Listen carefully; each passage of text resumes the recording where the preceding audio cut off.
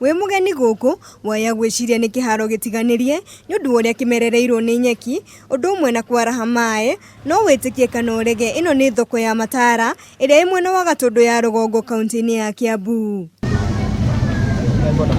Ihinda-ini riri gutire mihango yothe irathii na mbere thoko-ini ino o tiga mutumia uyu umwe uria urendia matunda na nyeni gibanda-ini giki guku ahuri biacara magitariria gitumi. Tutura gukura gambuti riria kwauga ona ni munyaka wakwa ni gukonde haha gathia-ini koguo ni habambatiri no haria kianda ni wona uria hahana o moka makuga ni megututhondekera riu haha ona mundu no agucirio ni karagita agithi.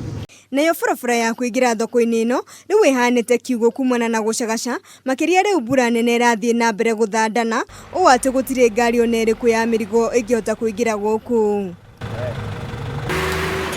Ningi ahuri biacara ya nimaugite mawira mao ni mahotometio ni giko kiria gikoretwo gigiteo thoko-ini iyo undu uria ucungiriirie aguri ingi gwithema kumagurira indo makiria mithemba ya irio magitigira kunyitwo ni mirimo iria yumanaga na giko.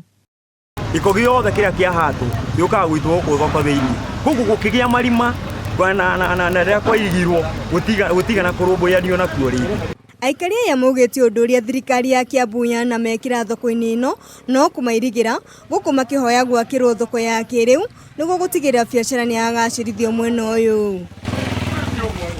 Handu-ini ha Kameme TV njitagwo Njahira Wanjeri.